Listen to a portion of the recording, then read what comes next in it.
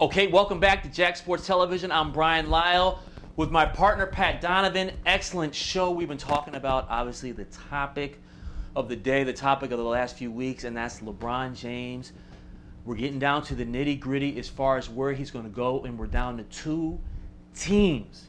Now, Miami, D-Wade, Bosh. They also only have, as we talked about earlier, they drafted Deshaun Butler, who I don't even know if he's going to be ready for the season to start. For those who don't know, during the NCAA tournament, West Virginia, he blew his knee out, okay? So I don't even know if he's going to be ready to go. They also got a kid by the name of Jarvis Bernardo out of Mississippi State, about 6'9", 6'10", who can rebound, block shots. That's a niche you've got to find in the NBA, and you need guys like that. What else? Can he do it at the NBA level is a question I have about a kid like that. Right, right. But you know what? A lot of times those guys find that niche, and for him to make it, he's going to have to find that niche and be special about it. They don't have anybody else on the roster, which leads us to, let's look at what Cleveland has on the roster. Because believe it or not, there could be there is an argument. They hired Byron Scott, okay? Mike Brown deserved to get fired, okay? Here's what Cleveland doesn't have. They don't have a point guard. Mo Williams stinks, okay? He stinks. They don't have a shooting guard. Anthony Parker right now is a backup. So when I look at Cleveland, here's what the reports are coming out. They're targeting Monte Ellis, Golden State, okay? Averages about 20 points a game. Scoring machine. He's played the point. Now he played more of the 2 because they drafted Steph Curry. If they can bring in Monte Ellis at the 2. Which, remember, he didn't like at all. They might just have to play him at the point this season. I know you were talking about Chris Paul a little bit earlier. LeBron, I think no matter where you go, you're not going to win it next year. And that's okay because it's not about next year. It's about the best fit for the long run. I think if they can get Monte Ellis, play him at the point, I like J.J. Hickson power forward. I think he's a stud. There is an argument for Cleveland. I think there's absolutely an argument for Cleveland. I think the biggest part of that argument is, do you want to rip the heart out of the city that you grew up in? And I think that if LeBron's the person that I think he is, again, I think he's immature. I think he's a little big-headed. I don't think he's a bad kid. And I think if he's the person I think he is, despite being a little immature, despite having, and who wouldn't be? Who wouldn't be? Listen, I'm immature for 32 years old, and I ain't got all the money in the world. The kid does. So I'm not blaming him. You got to grow up. It happens. Kobe Bryant was immature for a long time. A lot of guys are immature. I'm not calling the kid a bad kid. I just think he's got some growing up to do. But I think he loves the city of Cleveland. He grew up there. How could he not love the city of Cleveland? I think there's got to be that thing in his heart. And I heard on the radio this morning somebody said there's only one decision he could have already made and then changed his mind, or there's only one way he could have changed his mind this morning. He's had his mind made up as soon as he decided to do this special at 9 o'clock tonight. But this morning, there is the possibility that he woke up planning to go to Miami, planning to go to New York, planning even to go to the New Jersey Nets because he is good friends with Jay-Z. And then he said, you know what? I can't do it. I can't leave this city. Personally, I believe LeBron James stays in Cleveland. I think he stays in Cleveland because he doesn't want to rip the heart out of that city. And man, if you're going to rip the heart out of a city, if you're going to rip the heart out of a city you grew up in, don't do a 1-hour special on it. That would be a slap in the face. But if they get slapped in the face, too bad. Other people have been slapped in the face. There's an argument, though. But for an hour? LeBron might say, you know what? I got slapped in the face by one of my teammates. It has been confirmed that Delonte West, and this is confirmed, okay, that somehow he found a way to have sex with LeBron's mom. Now, what was she thinking? I don't even know. Because what in the world was she thinking?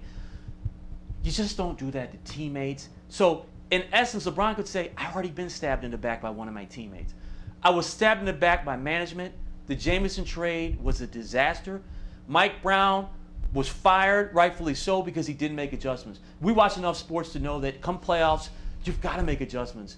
That doesn't mean you're going to win, but if you don't make adjustments, you don't have a chance in hell of winning. And why they wouldn't play J.J. Hickson, who I think, honestly, I think J.J. Hickson has as much upside as any power forward in the league. He's only 21. The way he played with LeBron, really, to me, is a perfect fit. The pick and rolls, the outside jump shot. Okay, more size than Bosh. If Miami doesn't get other people down there, Bosh is going to get bounced around. He's not going to have a chance in the world against Bynum, against Perkins. Okay, Boston just reloaded with Jermaine O'Neal. So there is that argument. I like Varejao. Again, I go back to, okay, the point guard. If they can address the two with Ellis, Chris Paul, we talked about a little bit early, off camera, 2 years left on the contract. He played for Byron Scott.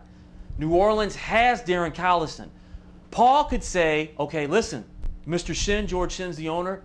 Bottom line is, I'm not staying here after this contract. So either you trade me this season, sometime during next season, and get something, or I'm leaving at the end of the season. If you don't trade me, I mean, at the end of 2 years, I'm gone. So get rid of me. Give me something.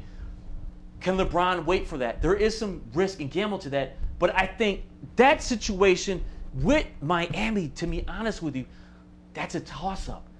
Ultimately, I think I've got to rely on the sources. These guys claim their sources. Whoever the sources are, the sources say Miami. So I'm going with Miami. There is a strong argument, though, for Miami. Your choice. Look, again, the argument's there for Miami because they will be, in my opinion, the only team that can compete with the Los Angeles Lakers in 2011 if they do bring in LeBron You're writing off James. Dwight Howard. I'm writing off the Orlando Magic having enough to compete with the Los Angeles Lakers, where the Los Angeles Lakers were already the best team in basketball and have now just gotten better. And you know, you want to talk about Delonte West, I say this. If LeBron James says to the Cleveland Cavaliers, get Delonte West the hell out of town and I'll stay here, Delonte West is gone. So I don't think that you can really boil it down to Delonte West. And again, I'd go back to the 1 hour special. To me, Brian, if I love you and you slap me in the face, I can get over that. I can maybe someday look at it and go, you know what? Brian slapped me in the face, but he did a lot of good for me. For a lot of years, Brian was a great partner. And I can look at it at the end of it and go, hey, he just did something to win. He had to do it. But if you slap me in the face for an hour straight on national television, damn it, I'm not going to forgive you. You know, great points. I just want to chime on this.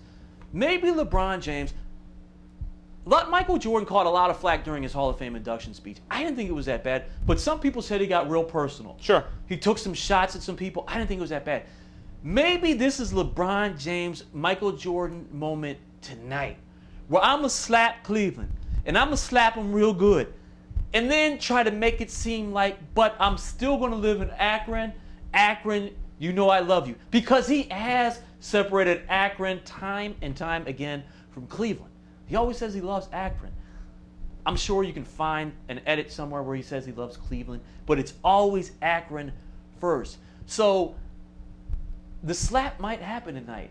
That's why I'm going with the sources. If these guys are sources, like they say they're sources, I'm going with the sources. If they're not sources, the higher-ups need to find out who these sources are and get you and I in there so we can become the sources.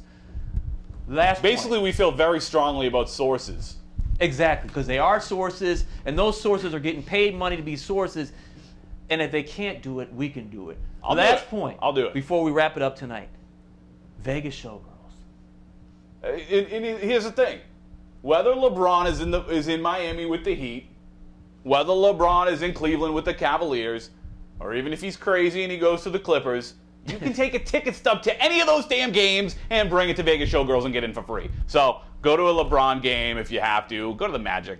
And you might even find some quality free agents at Vegas Showgirls.